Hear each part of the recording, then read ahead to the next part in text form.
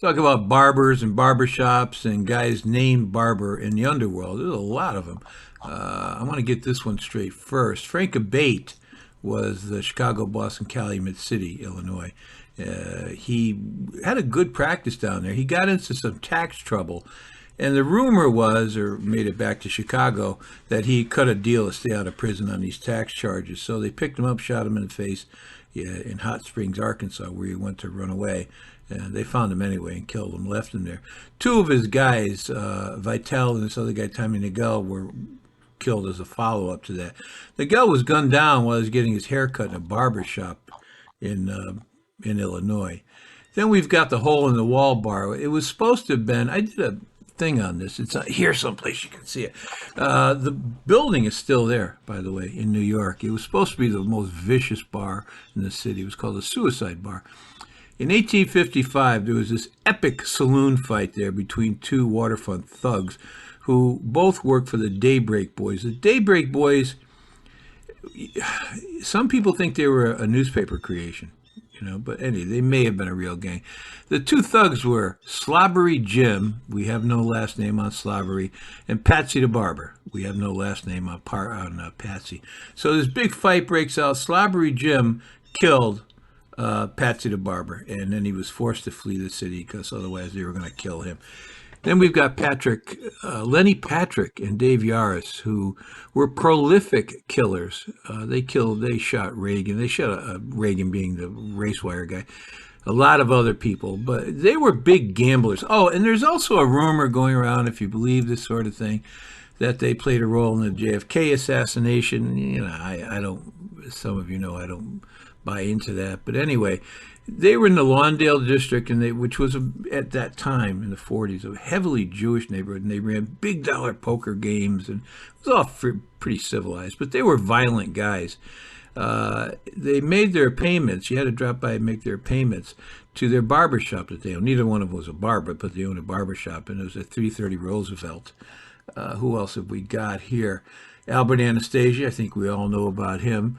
He was getting a hot towel in the Sheridan. It's now a Starbucks, by the way, that the Sheridan Hotel barbershop. He had a towel wrapped around his face.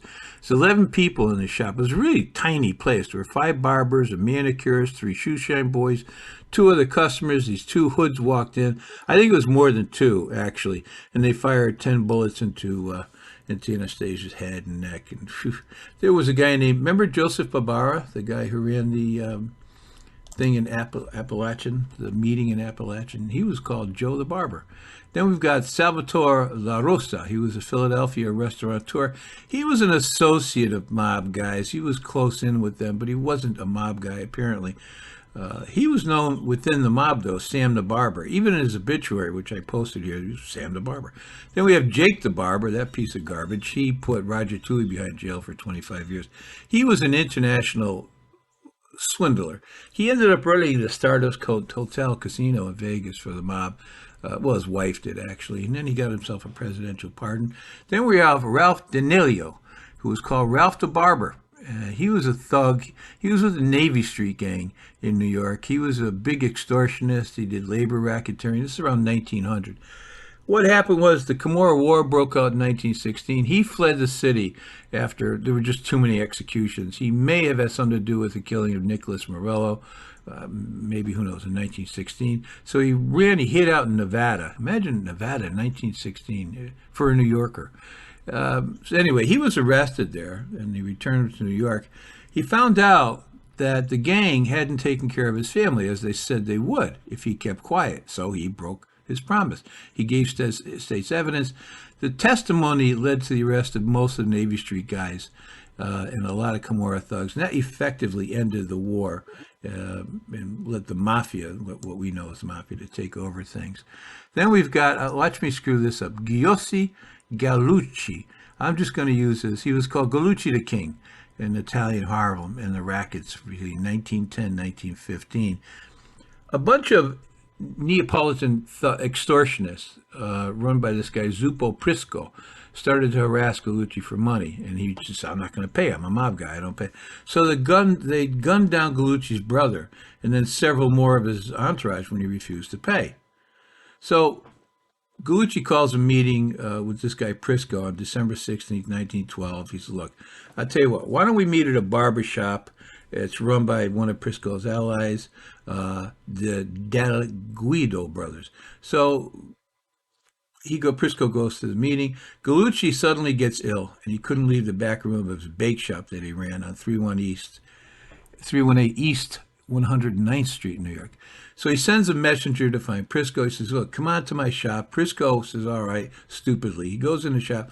The minute he walks in, one of Gallucci's guys, John Rossomano, shoots him through the head. Gallucci and Rossomano claim self-defense because when the cops showed up, they knew there was a war between Prisco and Gallucci, and they find Prisco's got guns all over him that he brought with him to the party, and he didn't serve any time. They were let go, self-defense.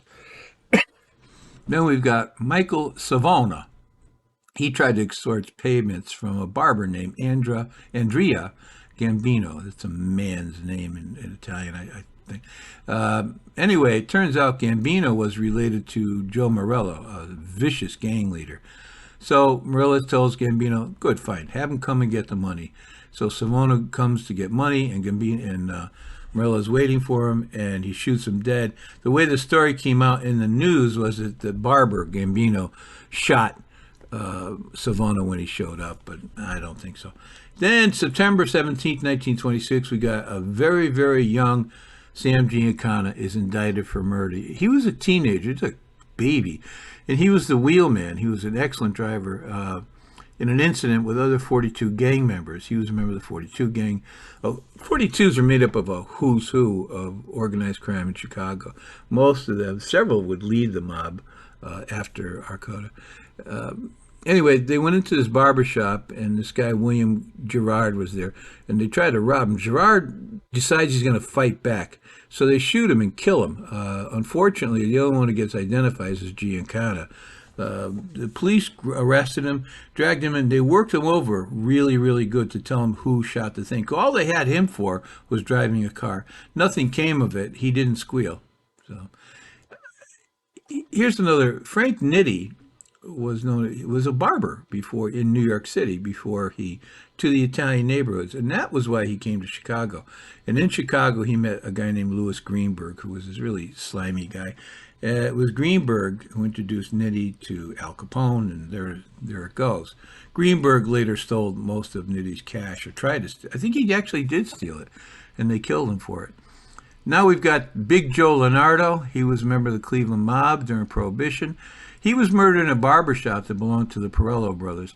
Rick Perello, by the way, he's directly related to the Perello brothers, runs a site called AmericanMafia.com. I think it's one of the oldest and probably one of the best mafia sites on the internet. And now we've got Schemer Druschi. Between May and November 1925, he was a suspect in at least 3 murders, including Angela Jaina, who he shotgunned to death, Tony Jaina, and the third brother also. They all died in 44 days of each other. On November 13th, Samut Amatuna was in a barbershop when Druschi walked in and blew him to hell. And then who else have we got here? Oh, Meyer Lansky had a pal named Dino Cellini. Cellini, the Cellini brothers, Dino and Ed Cellini, they were the sons of an Italian immigrant barber.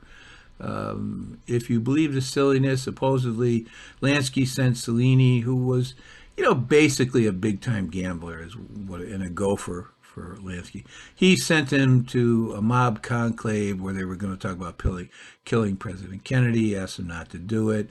I don't know about that. There's another story that Cellini was bribing members of the Batista regime down in Cuba, and after Cuba fell, the Batista intelligence guys got together and wanted to murder Kennedy, and Cellini intervened. Again, I don't think so. Cellini's brother, Eddie, was also a big, big gambler, and he was involved with a guy named Nate Landau in Bethesda, Maryland. He was a developer and a Democratic fundraiser for Al Gore in 2000 during his presidential bid. Landau was involved with the scandal involving Bill Clinton while Clinton was in the White House. He was accused of groping a woman, blah, blah, blah.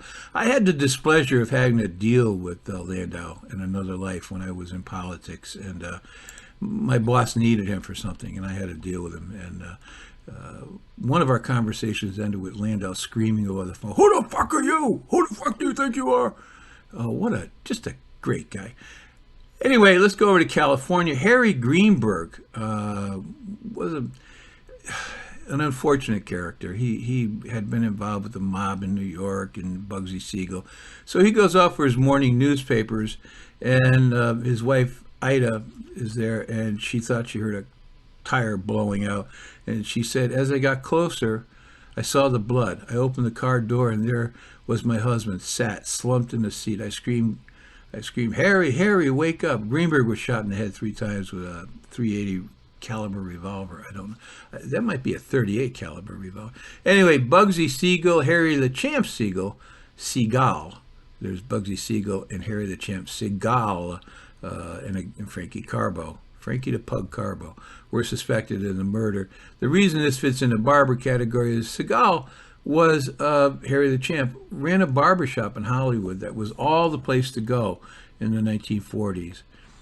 And then the Archer Club. In 1946, the FBI puts a tap on a barbershop phone where all these outfit guys would go to get their hair cut, hang around, and it records all of them talking on the phone. It was that way they learned that Sam Giancana had opened the Archer Club, the 430 Club, the Windy City Holding Corporation that he owned.